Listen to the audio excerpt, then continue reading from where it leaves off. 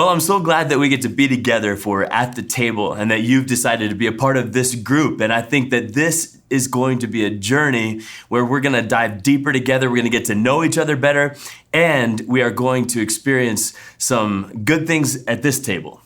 So I want you to think about Jesus for a moment. And in all three of the Synoptic Gospels, there's this moment recorded where the super religious Pharisee types were upset with Jesus because of who he welcomed at the table and who he sat down at the table with. People who were drunkards and people who were of ill repute, and they complained about it. And Jesus answered them, and you probably know the words that Jesus spoke. He said, "It is not the healthy who need a doctor, but the sick." And he clarified that that's why he came, to call sinners to repentance. And how's that going to happen if there isn't some time at the table? And Jesus had a heart that was wide open to people, full of love for people. He had a vision for all the people that he could possibly touch to be transformed, their lives totally changed, even born again. That is his vision. But his starting point was to welcome people right where they were. And that was Jesus demonstrating his heart of love. Jesus showed his love through hospitality.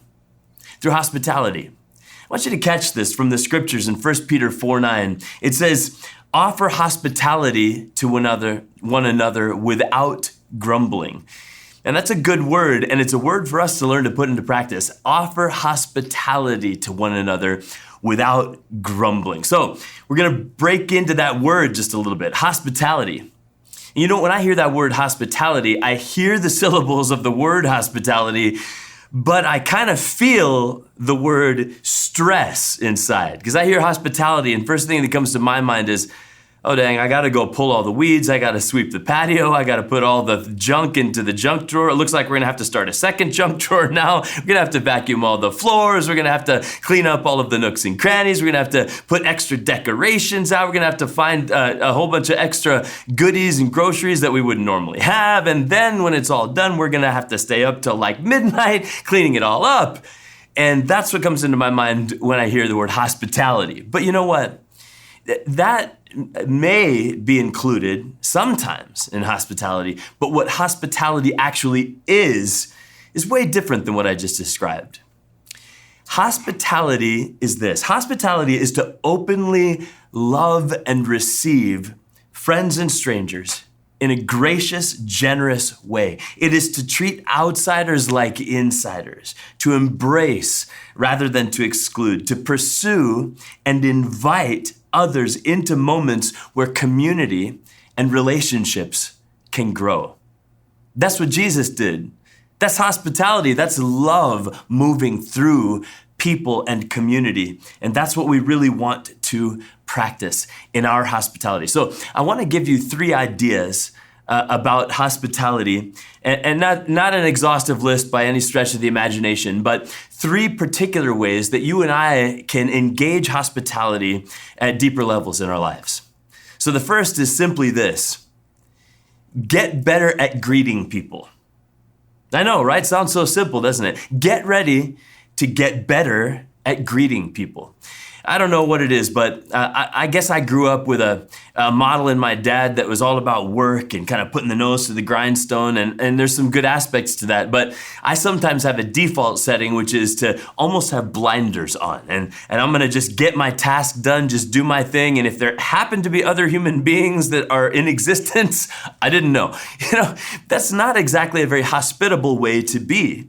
And what I've been learning and been working on is the simple discipline of actually just getting better at greeting people, noticing other human beings. And I'm walking around the block or when I'm on my way into a store or into the gym, and rather than doing my default, which is to just avert my glance, put my head down, is to actually look at them and let a smile form on my face and say, hey.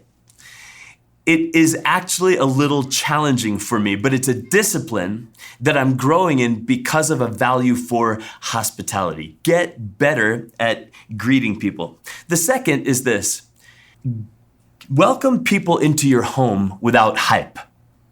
Welcome people into your home without hype. You know what I was describing before, getting the house all completely perfect for that perfect dinner party or whatever? Yes, hospitality can sometimes include that. But you know what actually draws someone into an even greater degree of an experience of hospitality? It's when they are able to come into your space, into your home without hype.